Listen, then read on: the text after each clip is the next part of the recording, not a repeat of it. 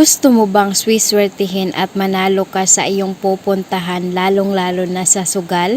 Kung yes, please continue watching. Hello mga kaswerte, panibagong araw, panibagong pampaswerte, pampabuenas na naman tayo, no? Kung ikaw ay baguhan pa lang dito, huwag mong kalimutan na i-like ang video natin, subscribe if you haven't, and click the tiny bell para maging updated ka sa atin pang mga susunod na video. So ayun na mga kaswerte, disclaimer lang, sa mga taong hindi naniniwala sa mga pampaswerte, pampabuenas, huwag niyo lang panoorin ang video, mag-skip na lang kayo, no? And para lang ito sa mga gustong mag-try and naniniwala sa mga ganito. By the way, shoutout nga pala sa lahat ng nag-try and naging positive yung resulta sa kanilang mga ginagawa. Congratulations sa inyo mga kaswerte. And alam ko na madami-dami and sobrang happy ko and deserve nyo yan. So sa mga baguhan pa lang dyan, kung gusto nyo na maging positive ang resulta, kailangan na maniwala tayo ng lubusan. So ayun mga kaswerte, ano ba yung ating mga kakailanganin dito? Una, kailangan natin kumuha ng mga materialis. Una, kailangan lang natin kumuha ng isang pirasong dahon ng laurel. So dito, pwede ka gumamit ng dry o fresh, walang problema. And ang pangsunod, kailangan mong kumuha ng kalahating baso ng tubig. Yung tubig na iniinom mo mga kaswerte, okay?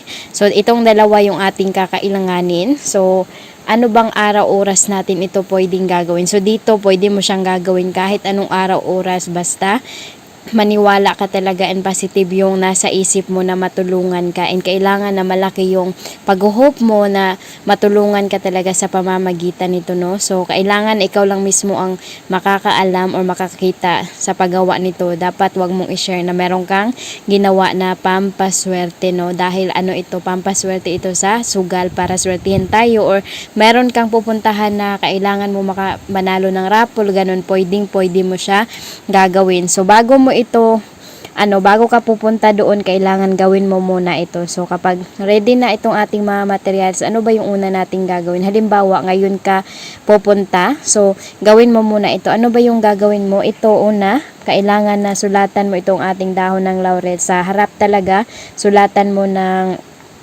tatlong 7, okay? So 7, tatlong 7 talaga ang ilagay mo dito sa harapan mga kaswerte. Again, tatlong 7 na numero ang ilagay mo, and sa likod naman mga kaswerte nito is lagyan mo ng tatlong numero 8, okay? 888. So dito sa harap tatlong 7, tapos dito naman sa likod kailangan na tatlong 8. Again, nakuha po ba? So ayun na nga, kapag natapos na nating masulatan ito, ang susunod na gagawin is pikuin mo lang ito, okay? Pikuin mo ng isang beses, kalahati dapat. So kapag natapos na, ang susunod mo na gagawin is, ayun na nga, ilagay mo lang ito sa iyong palad dyan, ilagay, and kailangan na kausapin habang nakabuka lang yung palad mo mga kaswerte, ha, dahil nga kailangan nating tatanggap tayo ng biyaya. So dapat hindi nakatabon, so kailangan nakabuka lang, ganyan, naka-open lang yung ating palad. And pagkatapos mga kaswerte, kapag ganyan na, kailangan mo itong kakausapin. Paano ba kausapin? Ganito lang, numero 777, tulungan mo ako na makatanggap ako ng unexpected na biyaya, blessing sa pamamagitan mo. Numero 77, tulungan mo ako sa pamamagitan mo, makauwi ako ng swerte. Swerte, swerte, come to me. And sa likod naman mga kaswerte, pagkatapos na sa harap, italikod mo itong ating doon na naman sa numero 8.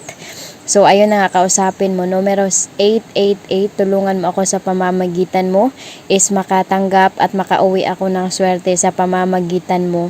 So ganun lang mga kaswerte, kausapin mo siya. Pwede mong dagdagan, walang problema, basta galing talaga at bukal sa iyong kalooban talaga, okay? So kailangan talaga na walang pagdududa, ganun. So kailangan positive ka lang.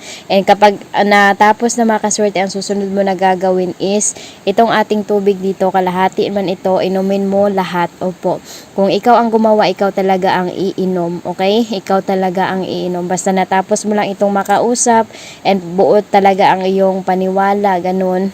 Kailangan talaga na bukal sa iyong kalooban mga kaswerte, hindi yung meron kang pagdududa or napilitan ka, o lalong-lalo na kapag medyo natawa ka, ganun, wag mo na lang itry mga kaswerte, okay? Dahil magsasayang ka lang ng oras. Kung gusto mong itry, itodo mo na mga kaswerte, wag nang magpaduda-duda, kailangan na itodo mo kung ano yung iyong na-try, ganun. So ayun mga kaswerte, ito inumin mo yan lahat. And kapag natapos na, ang susunod mo na gagawin, kapag lalabas na kayo sa inyong bahay is wag na wag kayong lilingon, okay? Wag kayong lilingon o babalik hanggat hindi pa kayo nakarating sa iyong pinuntahan. So, patuloy ka lang talaga, patuloy. And kapag natapos na mga kaswerte, yan lang yung gagawin mo. And kapag nandun ka na, wag kang mag-isip na meron kang ginawa, okay? Wag kang mag-isip. Hayaan mo lang, go with the flow ka lang. And ayun na, kapag natapos na, pwede mo siyang gagawin ulit kahit anong ano naman, basta meron kang lakad din gusto mo na susertihin kapag uwi, pwede mo siya na itry, okay?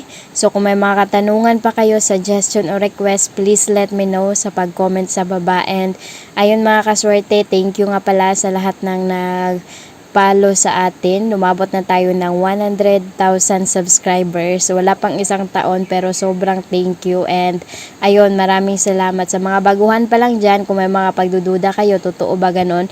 Punta kayo sa ating YouTube timeline. Marami doong screenshot sa lahat ng nag-comment, nag-share sa kanilang mga experience, no? So, good luck talaga mga kaswerte and tuloy-tuloy lang po tayo. Makatanggap at makauwi ako ng swerte sa pamamagitan mo. So, ganun lang mga kaswerte, kausapin mo siya. Pwede mong dagdagan, walang problema, basta galing talaga at bukal sa iyong kalooban talaga, okay? So, kailangan talaga na walang pagdududa, ganun. So, kailangan positive ka lang. And kapag natapos na mga kaswerte, ang susunod mo na gagawin is, itong ating tubig dito, kalahati man ito, inumin mo lahat. Opo. Kung ikaw ang gumawa, ikaw talaga ang iinom, okay? Ikaw talaga ang iinom. Basta natapos mo lang itong makausap and buo talaga ang iyong paniwala, ganun. Kailangan talaga na bukal sa iyong kalooban mga kaswerte, hindi yung meron kang pagdududa or napilitan ka, o lalong-lalo na kapag medyo natawa ka, ganun, wag mo na lang itry mga kaswerte, okay? Dahil magsasayang ka lang ng oras. Kung gusto mong itry, itodo mo na mga kaswerte, wag nang magpaduda-duda, kailangan na itodo mo kung ano yung iyong na-try, ganun. So, ayun mga kaswerte, ito, inumin mo yan lahat. And kapag natapos na, ang susunod mo na gagawin, kapag lalabas na kayo sa inyong bahay is wag na wag kayong lilingon, okay? Wag kayong lilingon o babalik hanggat hindi pa kayo nakarating sa iyong pinuntahan. So, patuloy ka lang talaga, patuloy. And kapag natapos na mga kaswerte, yan lang yung gagawin mo. And kapag nandun ka na, wag kang mag-isip na meron kang ginawa, okay? Wag kang mag-isip. Hayaan mo lang, go with the flow ka lang. And ayun na, kapag natapos na, pwede mo siyang gagawin ulit kahit anong ano naman, basta meron kang lakad din gusto mo na susertihin kapag uwi, pwede mo siya na itry, okay? So kung may mga katanungan pa kayo, suggestion or request, please let me know sa pag-comment sa baba. And ayun mga kaswerte, thank you nga pala sa lahat ng follow sa atin. Lumabot na tayo ng 100,000 subscribers. So, wala pang isang taon pero sobrang thank you.